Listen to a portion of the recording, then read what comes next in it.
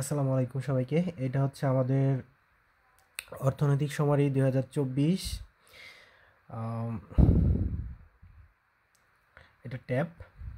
এটা হচ্ছে আমাদের মূল সফটওয়্যারটার নাম হচ্ছে ইকোসেন্সাস। সফটওয়্যারটার ভার্সন হচ্ছে বর্তমানে 3.3.7।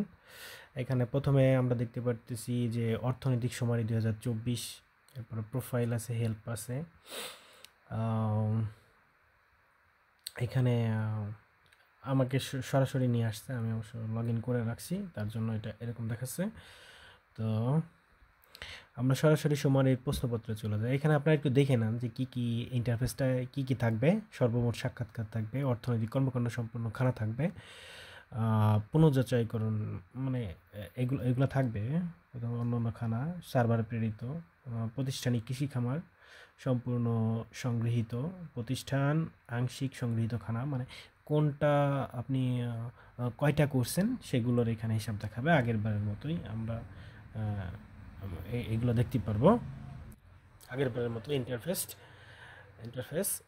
এরপর আমরা শুমারি প্রশ্নপত্র চলে যাই। শুমারিতে আসলে কী থাকবে, এখানে প্রথমে দেখেন যে কি বলছে, এরিয়া নির্বাচন করুন। আমরা এরিয়া নির্বাচন করবো ড্রপ ডাউন বাটন থেকে। এখানে এরিয়া প্রথমে দেখেন ইউনিয়ন নির্বাচন করুন। একটা ইউনিয়ন নির্বাচন করে দিলাম। ইউনিয়ন নির্বাচনের পরে এখানে যে গ্রাম নির্বাচন করুন দেখাবে, আমরা গ্রাম নির্বাচন করে দিলাম। এরপরে এগিয়ে যান। এইটা হচ্ছে আমাদের মূল প্রশ্ন। এই প্রশ্নের উপর বেস করেই আমরা প্রতিষ্ঠানগুলোরে অথবা প্রাতিষ্ঠানিক কৃষি খামার অথবা কৃষি বহির্ভূত অর্থনৈতিক কর্মকাণ্ড যতগুলো ইউনিট আছে, এই প্রতি ইউনিটে যে আমরা এই এটা কমপ্লিট করব। এখন আসি প্রথম প্রশ্নটাতে। এক নম্বর প্রশ্নতে বলছে ইউনিটের ক্রমিক নং। আমরা এখানে ইউনিটের ক্রমিক নং আমাদের দেওয়া লাগবে না, তবে আমাদের স্টিকার দেবে, স্টিকার আমরা এগুলো লিখব। 2 নম্বরে বলছে, সরি এটা 2 নম্বর না, 2.1 বলছে ইউনিটের প্রকারটা আসলে কোন ধরনের ইউনিট সেটা প্রতিষ্ঠান হতে পারে, প্রাতিষ্ঠানিক কৃষি খামার হতে পারে, কৃষি বহির্ভূত অর্থনৈতিক কর্মকাণ্ড হইতে পারে। আমি এর আগে হোয়াটসঅ্যাপ গ্রুপে দিয়ে দিয়েছিলাম যে ইউনিটের প্রকারগুলো আসলে এই 3 প্রকারের উপরে বেস করেই আমাদের পরবর্তী প্রশ্নগুলো সাজাবে। তো আমি এখানে দেখেন প্রতিষ্ঠান আছে, প্রাতিষ্ঠানিক কৃষি খামার আছে, কৃষি বহির্ভূত অর্থনৈতিক কর্মকাণ্ড আছে। আচ্ছা, আমরা এগুলো দেওয়া হয়ে গেছে, এগুলো বাদ দিই, আবার যাই এটার ভিতরে। আসলে আমি চাচ্ছি শুধু প্রশ্ন দেখানোর জন্য, আর বিস্তারিত ডিটেলস আমরা ট্রেনিংয়ের সময় বলবো। 2.4 আছে ইউনিটের ধরন, কোন ধরনের ইউনিট, কৃষি হতে পারে, শিল্প হতে পারে, সেবা হতে পারে। এরপরে ইউনিটের মালিকানাটা আসলে কীরকম মালিকানা, ব্যক্তিগত হতে পারে, অংশীদারি হতে পারে, প্রাইভেট কোম্পানি লিমিটেড হতে পারে, পাবলিক কোম্পানি হতে পারে, যেটা হয় এখানে দেখেন দেওয়া আছে। এরপরে ইউনিটের পরিচিতি ইংরেজিতে লিখুন। এখানে ইউনিটের নাম লিখতে হবে। এখানে ইউনিটের নাম লেখার ক্ষেত্রে এইখানে লিখেও দিছে যে ইউনিট প্রধান, প্রতিষ্ঠানের নাম, এইগুলো এখানে লিখতে পারবে। বাড়ি মার্কেটের নাম লিখতে হবে। পূর্ণাঙ্গ ঠিকানা এখানে লিখতে হবে। হোল্ডিং নাম্বার, বাড়ি অ্যাপার্টমেন্ট নাম্বার এখানে যদি না থাকে 000 দিয়ে 3টা 0 দিলেও হবে। রোড নাম্বার এখানে লিখতে হবে। রাস্তার নাম লিখতে হবে। আমরা রোড নাম্বার, রাস্তার নাম এইগুলো তো বলতে পারবো না, তবে আমরা বলতে পারবো যে উত্তরপাড়া কি দক্ষিণপাড়া একটা গ্রামের নাম দিয়ে। এরপরে টেলিফোন, ইমেইল এগুলো আমরা আগেও দিয়েছি, আমরা জানি। এরপর হচ্ছে ইউনিট প্রধানের লিঙ্গ, এটা নতুন আসছে। যিনি ওই ইউনিট প্রধান সে কি পুরুষ কি মহিলা সেটা দিতে হবে। এরপর ইউনিট প্রধানের বয়স 15 বছরে দিতে হবে আর কি। ইউনিট প্রধানের সর্বোচ্চ শিক্ষা, এখানে সর্বোচ্চ শিক্ষায় যদি আপনি ক্লিক করেন এখানে অনেকগুলো শিক্ষাগত যোগ্যতা দেখাবে। অতএব যার ক্ষেত্রে যেটা হবে জিজ্ঞাসা করে যে সে যেটা বলে তার শিক্ষাগত যোগ্যতা এখান থেকে আমরা সিলেক্ট করে দিয়ে দিব। এরপর হচ্ছে ইউনিটটি কোন সালে আরম্ভ হয়েছে, মানে আপনি যে প্রতিষ্ঠানটাতে গিয়েছেন অথবা যে দোকানটাতে বা যে অর্থনৈতিক কর্মকাণ্ড সম্পন্ন খানাতে গিয়েছেন, তো সে কোন সাল থেকে এই বিজনেসটা, এই ব্যবসাটা বা এই কর্মকাণ্ডটা পরিচালনা করতেছে সেটা জিজ্ঞাসা করে নেবেন। জিজ্ঞাসা করে যেটা বলে সেটা এখানে লিখবেন। এরপর হচ্ছে ইউনিটটি নিবন্ধিত কি, যদি আসলে নিবন্ধনের বিষয়টা হচ্ছে পৌরসভা থেকে নিবন্ধন দেয়, সিটি কর্পোরেশন থেকে নিবন্ধন দেয়, তারপরে আপনার ইউনিয়ন পরিষদ থেকেও নিবন্ধন দেয়। এইগুলো অনেক অধিকাংশ ক্ষেত্রেই, মানে সব ক্ষেত্রে, মানে ব্যবসা প্রতিষ্ঠান মানেই অবশ্যই তাকে নিবন্ধন নেওয়া লাগবে। অর্থাৎ নিবন্ধন আছে কি না এটা জিজ্ঞেস করে নেবেন। অবশ্যই যদি নিবন্ধন থাকে হা দিবেন, না থাকলে না দিবেন। এখানে দেখেন নিবন্ধন হা দিছি, তো আমি হা দিছি, তার মানে আমার নিবন্ধন করা আছে। এখন এইখানে জিজ্ঞাসা করতেছে যে কোথায় নিবন্ধিত, নিবন্ধিত হলে কোথায় নিবন্ধিত। এখানে আমি অনেকগুলো দিয়ে আছে, দেখেন পৌরসভা, তারপরে সমবায় অধিদপ্তর, বেবচা, বিনিয়োগ বোর্ড, অন্যান্য ইউনিয়ন পরিষদ আছে, সিটি কর্পোরেশন আছে, কলকারখানা ও প্রতিষ্ঠান পরিদর্শন অধিদপ্তর আছে, যৌথ মূলধনী কোম্পানি, ফার্মসমূহ পরিদপ্তর ইত্যাদি। এইগুলো অনেকগুলো দেয়া আছে, দেখি না, এগুলো দিতে হবে। এরপরে ইউনিটে নিয়োজিত জনবলের প্রকার, এখানে একটু বিস্তারিত ডিটেলস করতে হবে, দিতে হবে যে জনবলের প্রকার, পুরুষ কতজন, মহিলা কতজন, এবং তাদের জনবলের দক্ষতাটা আসলে জনবল আসলে কোন টাইপের। এখানে দেখেন জনবলের প্রকারটা আসলে দেয়া আছে নিচেই, মালিক, অবৈতনিক পারিবারিক কর্মী, পূর্ণকালীন কর্মী, খণ্ডকালীন কর্মী, অনিয়মিত কর্মী, শিক্ষানবিশ, এগুলো দিয়ে আছে। এগুলো শিক্ষানবিশ যদি থাকে তো এখানে দিবেন, দেওয়ার ক্লিক করলে এখানে দেওয়ার অপশন আসবে। শিক্ষানবিশ পুরুষ কয়জন আছে, মহিলা কয়জন আছে, এগুলো এরকম দিতে হবে। এরপরে 7.2-এ ইউনিটে প্রতিবন্ধী জনবল আছে কি, ইউনিটে প্রতিবন্ধী জনবল এখানে যদি থাকে হা, না থাকলে না। ইউনিটে বিদেশি জনবল আছে কি, এখানে হা, না প্রশ্ন। যদি বিদেশি জনবল থাকে তাহলে হা, না থাকলে না। ইউনিটের প্রধান অর্থনৈতিক কর্মকাণ্ডের ধরন, এখানে আপনি যে ইউনিটটাতে গিয়েছেন, যে ব্যবসা প্রতিষ্ঠানটাতে গিয়েছেন, ওই ব্যবসা প্রতিষ্ঠানের অর্থনৈতিক কর্মকাণ্ডের ধরনটা আসলে কি, প্রধান যে অর্থনৈতিক কর্মকাণ্ডটা হয় সেটার ধরনটা কি। ধরেন আপনি একটা মুদি দোকানে গেছেন, তো আপনি এখানে লিখবেন যে এটি একটি মুদি দোকান, মানে বিস্তারিত বিবরণটা আসলে একটা লিমিট আছে, মানে নির্দিষ্ট কতগুলো ক্যারেক্টারের ভিতর নিবে, সম্ভবত 30 ক্যারেক্টারে নিবে। এখানে লিখতে হবে যে এটি একটি মুদি দোকান, এখানে চাল, ডাল, আটা, তেল, নুন ইত্যাদি বিক্রি করা হয়। ধরেন আপনি একটা বিস্কিট ফ্যাক্টরিতে গেছেন, ধরেন আমাদের সাইতরে একটা বেকারি আছে, রানা বেকারি, তো ওইখানে গেছেন, তো ওইখানে যে লিখতে হবে যে এটি একটা বেকারি, এখানে পাউরুটি, বিস্কিট, চানাচুর, মানে যেগুলো বিক্রি করা হয় সেগুলো লিখবেন।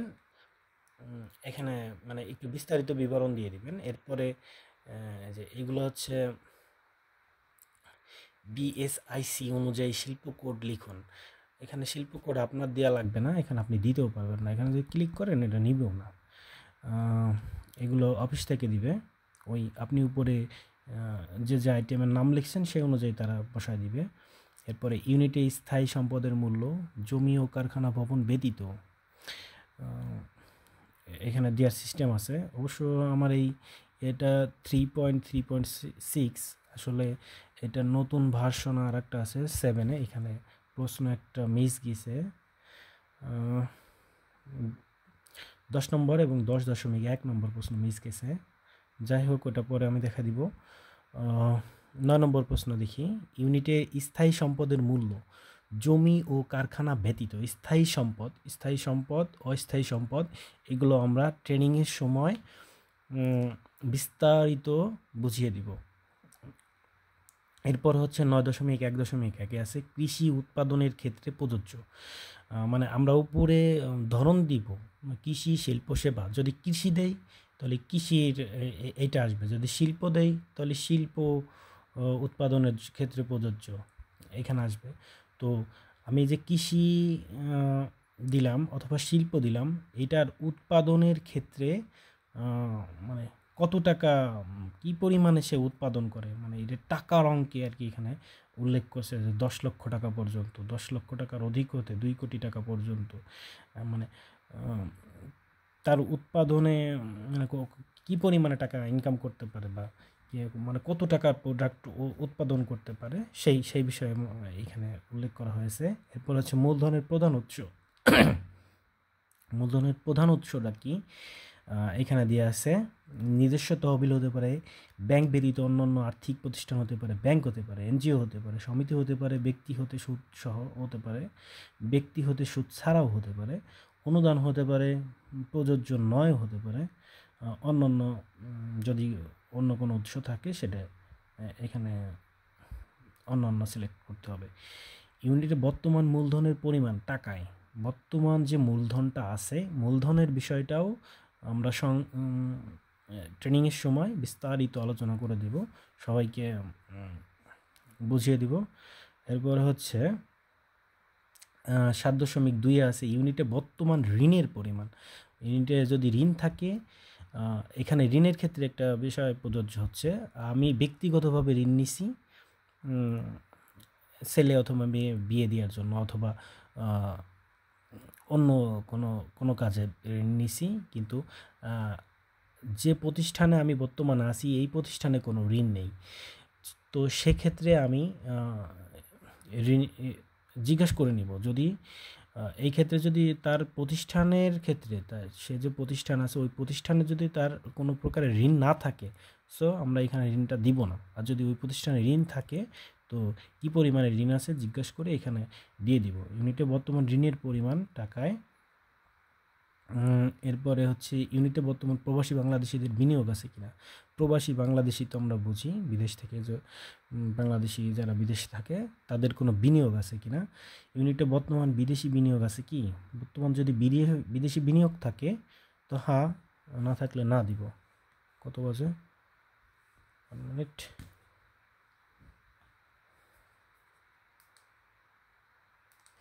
আচ্ছা, কোনটাতে ছিলাম, বিদেশি বিনিয়োগ যদি থাকে হ্যাঁ, না থাকলে না দিব, হ্যাঁ না প্রশ্ন আর কি।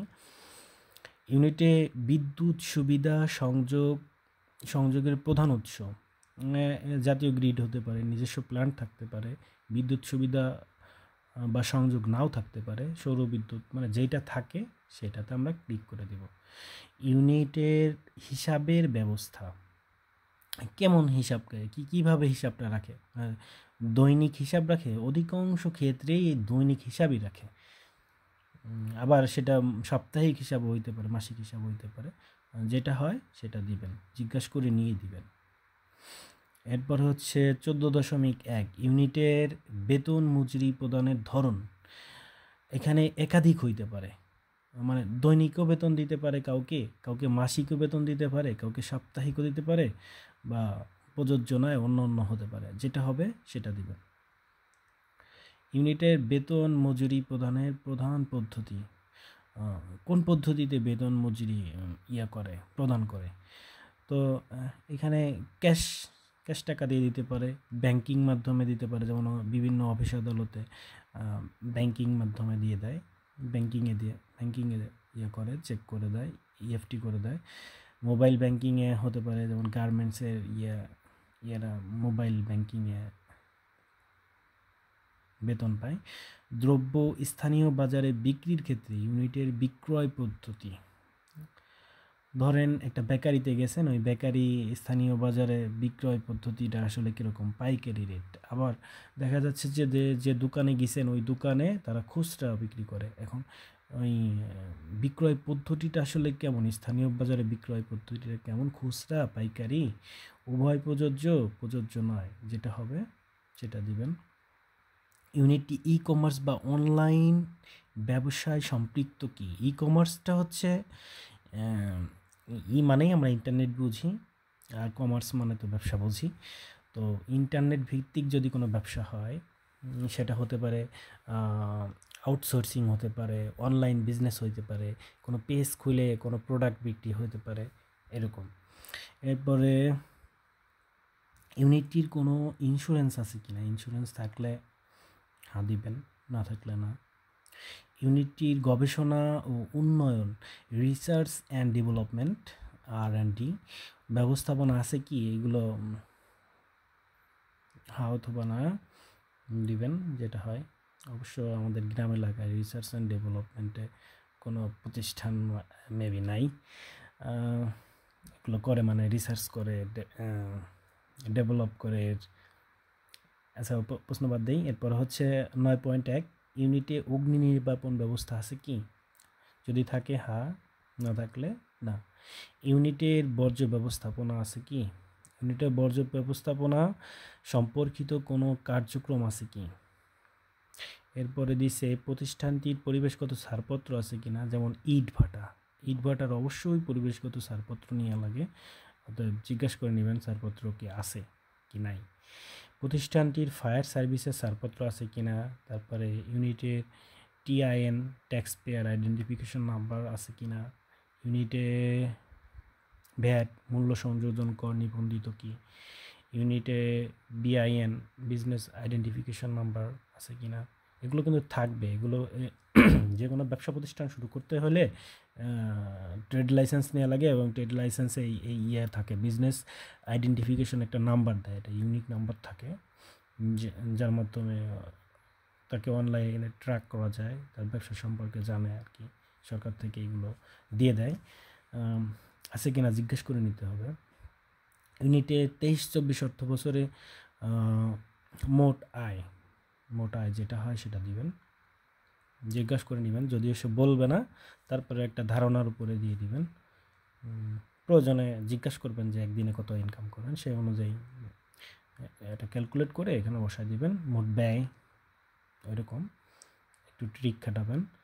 আপনার ইউনিটে নিম্নোক্ত কি কি সমস্যা রয়েছে, এখানে অনেকগুলো সমস্যার কথা দিয়ে আছে। যদি সমস্যা এই সব সমস্যার ভিতর কিছু থাকে তো দিবেন, টিক দিয়ে দিবেন। আর যদি না থাকে কোনো সমস্যা নেই এটা দিই। এরকম সমস্যা থাকতে পারে: দক্ষ জনবলের অভাব, উৎপাদনের খরচ বৃদ্ধি, অবকাঠামোগত সমস্যা রয়েছে, সহজলভ্য ঋণের অভাব আছে, পর্যাপ্ত মূলধনের অভাব আছে, পর্যাপ্ত কাঁচামালের অভাব আছে, দ্রব্য বা পণ্যের বাজারজাতকরণে অসুবিধা আছে, বিদ্যুৎ ও জ্বালানি সংক্রান্ত সমস্যা রয়েছে, অন্যান্য সমস্যা থাকতে পারে, সেক্ষেত্রে দেবেন। এরপরে এগিয়ে যাবেন। ওকে, ধন্যবাদ।